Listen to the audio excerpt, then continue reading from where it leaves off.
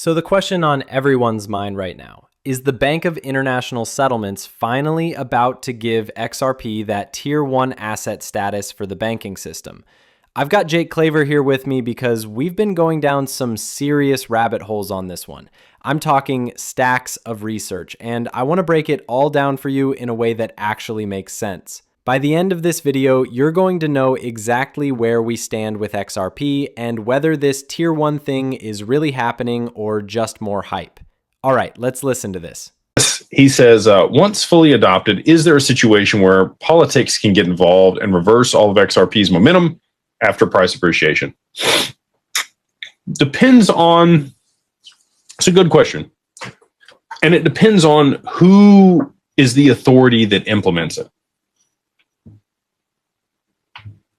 I can tell you who I think is going to be the authority that implements it. And it is non-jurisdictional. It only takes one announcement from the BIS that this is their preferred third-party vendor or a Tier 1 asset. Done. They make the decisions for all of the banks globally. And if they decide this is the one, and it's not Solana, and it's not Bitcoin, and it's not whatever else, and they say XRP is it, it's done. There's no politicking. There's no flopping it around, changing things. The IMF, the BIS, the UN, all of them will pile in on XRP. And every government will then pile in on XRP on top of that for their reserves. And now you're talking about like crazy demand. Been trying to tell you guys.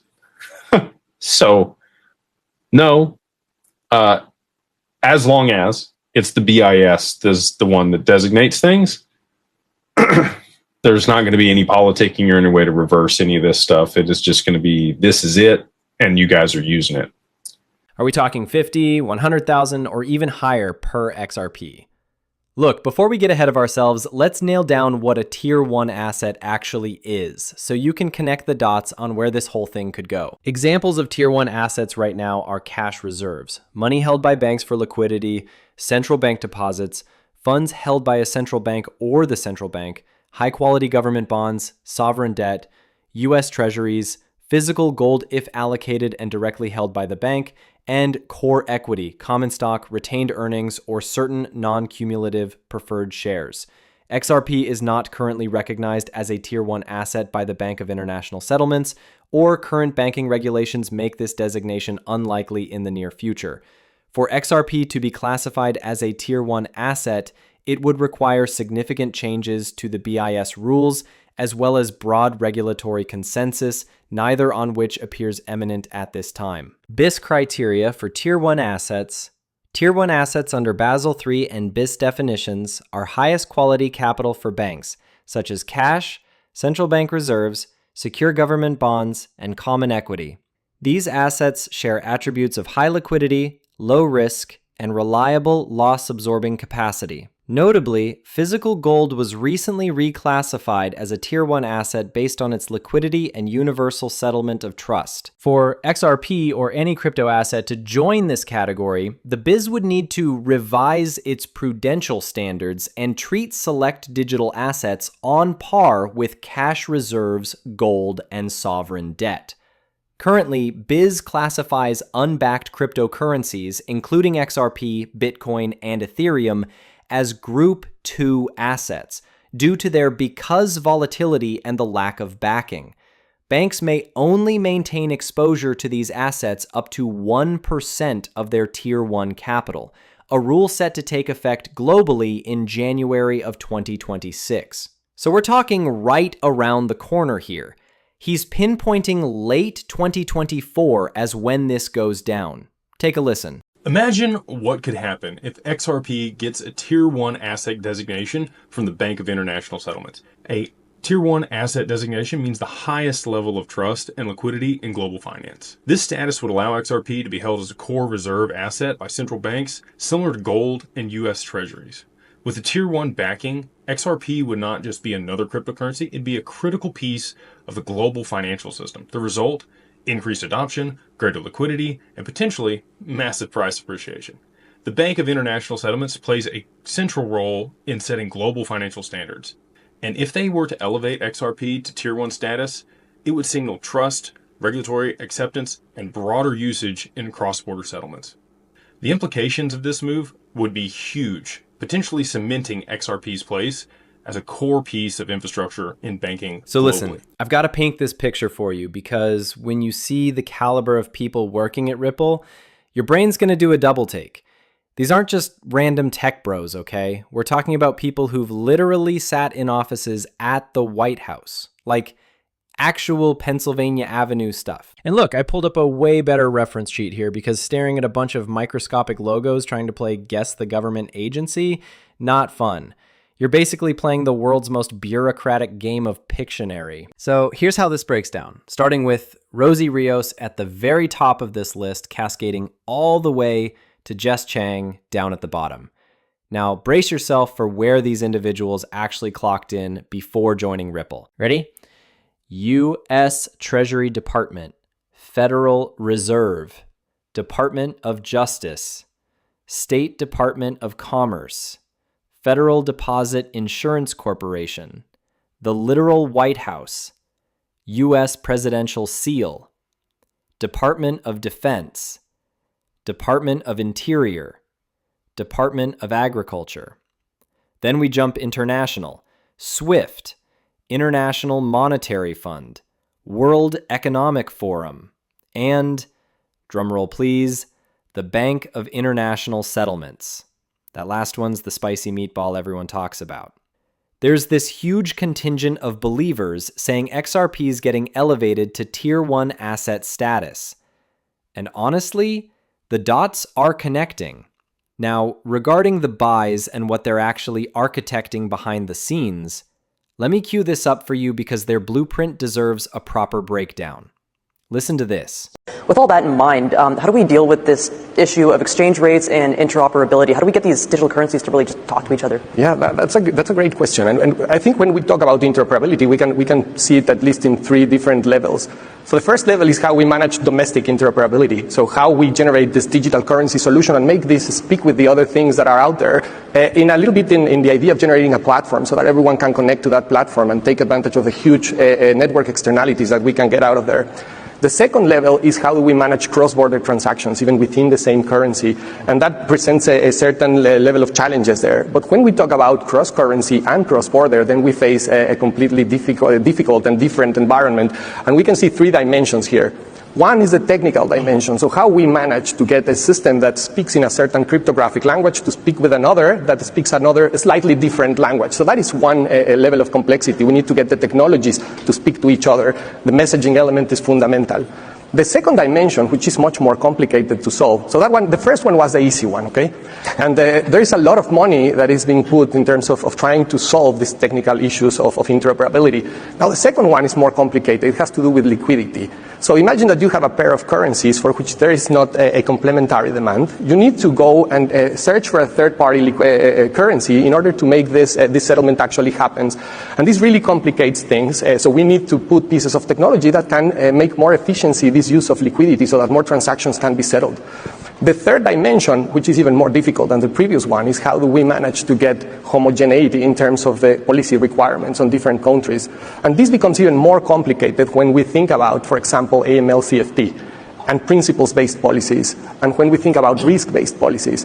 We can code things that are very clearly stated, but when we're talking about principles-based regulation, this thing becomes really complicated, especially in an environment, as Tom said, in which 110 nations might have 110 different ways of looking at this. So we need work in these three dimensions: technology, liquidity, and also, and more importantly, probably in the policy side of things. Think about AML-CFT, but also think about privacy. Different countries have very different views on this, no? How do you connect all of these payment systems together? Wouldn't a bridge asset come into play here and help you do everything that you're trying to do? This is about the BIS. The reason the BIS has so much power, that is something that I wanted to show you here. This is a great video that really kind of gives you a behind the scenes look at what the BIS can actually do. And they don't report to any government or anybody. Listen to this. If you look at the group of people who meet through the BIS. What's that? The BIS is the Bank of International Settlements, and it's the central bank of central banks. Where is that located? It's in Basel, Switzerland. It has 63 of the most powerful central banks as its members, and the New York Fed and the Fed are both shareholders. They became shareholders in 1994. In one sentence, what's the purpose of the Bank of International Settlements? Okay, so there are two things you need to know about the Bank of International Settlements. I'm not sure my brain's big enough for this, but keep going. It is. It has sovereign immunity. What does that mean? It's above the law. It's its own country. Right. It's its own country. It has its own police force. And essentially, other than one of its staff being in a car accident or, minor things, no one has the legal authority to move against it. Number two, it can move money and hold it on its balance sheet and manage money secretly. If I want to steal $21 trillion from the U.S. government and park it on the balance sheet of the BIS, it can move it anywhere in the world and it can keep it on its balance sheet secretly. First of all, where does its power? Like, who empowered it to have sovereign immunity in the right? It was created after World War I, and it was created in theory to manage the reparations of the German government. But if you read the real history, it was because the Bank of England and the central bankers wanted an entity that had sovereign immunity. Boom. There it is. An entity rocking sovereign immunity. Yeah, wrap your head around that one. Now, if you've been paying attention to BIS reports lately, XRP and XLM keep making appearances. And I'm not talking about some obscure footnote buried on page 347. These mentions are stacking up. Here's just one case in point. Versant, over at Black Swan Capitalist, chimes in saying, the BIS just released a document detailing a private-public collaboration on a unified protocol for cross-border payments within a two-tier monetary framework. The BIS has consistently spotlighted only XRP and XLM for this role in leveling the playing field. The project builds on a unified ledger concept proposed by the BIS. It will investigate how tokenized commercial bank deposits can seamlessly integrate with tokenized wholesale central bank money on a public-private programmable core financial platform with the goal of enhancing the functioning of cross-border payments. The aim is to provide new solutions using smart contracts and the programmability while maintaining the two-tier structure of the monetary system. So Project Agora is on the table here, basically this partnership between public and private sectors. And here's your litmus test for whether something's legit or not. The BIS doesn't waste time playing around with random experiments. You feel me? When they're actually in the lab testing something out, allocating their time and energy to it, that's your signal that we're looking at something with real weight behind it. I stumbled across something in Smoke, and it's basically the same concept, this unified ledger thing. Now, hold on, this is a whole other document we're talking about here.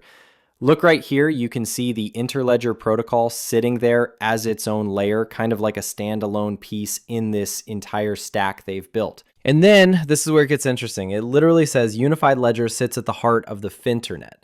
So they're saying unified ledger unifies all the blockchain networks using an interledger protocol, which will seamlessly interoperate between the different networks and allows the exchange of digital assets among them. The interledger protocol, that whole thing came from Ripple. Now check out these other ways the BIS, Ripple, and XRP are actually connected. Ripple officially joined the BIS Committee on Payments and Market Infrastructure, the task force in 2023 participating alongside industry leaders like MasterCard, SWIFT, and central bank representatives. The BIS working group is also dedicated to exploring cross-border payments interoperability, with Ripple's representative leading payment operations discussions. Ripple's inclusion signals institutional recognition and trust within the group, seeking blockchain-based solutions for faster, transparent, and international settlements. Technology pilots and CBDC interoperability, the BIS Innovation Hub and Ripple have partnered to assess how a diverse central bank digital currencies can interoperate with Ripple's technology. This project, such as Project Rosalind, have evaluated Ripple's architecture for connecting multiple CBDCs, enabling instant cross-border settlement, leveraging RippleNet technology and ISO 2022 messaging, directly aligning with XRP's capabilities. Ripple's protocol and on-demand liquidity solutions, powered by XRP, have also been referenced as foundational models for multiple CBDCs and digital assets. Picture this, a whopping 130 countries out there all cooking up their own central bank digital currency at the same time. When it comes to proven real-world technology that actually does this, Ripple's been in the trenches longer than almost anyone out there. XRP regulatory compliance. XRP has received explicit recognition for meeting BIS global payment standards, particularly around messaging interoperability, unlimited liquidity provision, and regulatory compliance. It's an ISO 2022 compliance infrastructure, ensures seamless data communication between diverse banking networks. A BIS required for next-generation cross-border payments. Remember, that's RippleNet. Strategic positioning in global finance. Ripple does not position itself as a competitor to SWIFT, but as a complement to the accelerator of global payments, helping the biz advance global standards in close collaboration with central banks. Institutions cite XRP as a showcase example of a neutral bridge asset for instant, automated global settlements between CBDCs. Let me hit you with something else that's super important. You know what happens when you're the new kid on the block trying to break into an industry that already has a massive heavyweight running the show? You don't just storm in there saying, hey, we're here to take you down. That's suicide, right? What you do instead is walk up to them with a smile and say, look, we're not here to fight you. We're here to make your life easier. Suddenly, you're not on their radar as competition. They're not worried about you at all. But guess what happens as time goes on? You keep growing, getting bigger and bigger until one day they wake up and realize what you've actually become. And that's the exact moment Swift is in right now with XRP. They're finally seeing it. So what's next on the roadmap? Well, you've got all the money phases, world payment, rail integration, CBDC and government adoption, tokenized of real-world assets, liquidity hub adoption, regulatory green light, derivatives at world scale and escrow unlock strategically, IMF, ESDR, BIS Tier 1. And speaking of that last one, we just got some major news from Crypto Erie about these new regulations. New BIS crypto requirements finalized begins January 1st. A bank's total exposure to all Group 2 assets must be under 1% of its Tier 1 capital. No single Group 2 crypto assets can make it above 5% in the total holdings. Now, here's the million-dollar question. XRP hasn't officially been upgraded to Tier 1 status yet, but is that about to change? Could we see that happen in the near future? That's what we all need to be watching. And if that happens, what's the timeline looking like? Anyway, I wanted to break down the whole Tier 1 asset thing for you today, what it means, how the BIS plays into this, and where XRP and Ripple fit into the puzzle. Hopefully that clicked for you. If it did, smash that like button, throw your thoughts in the comments, or honestly, just vibe however you want. I'm just happy you're here watching. Enjoy your weekend, and we'll link up again in the next video.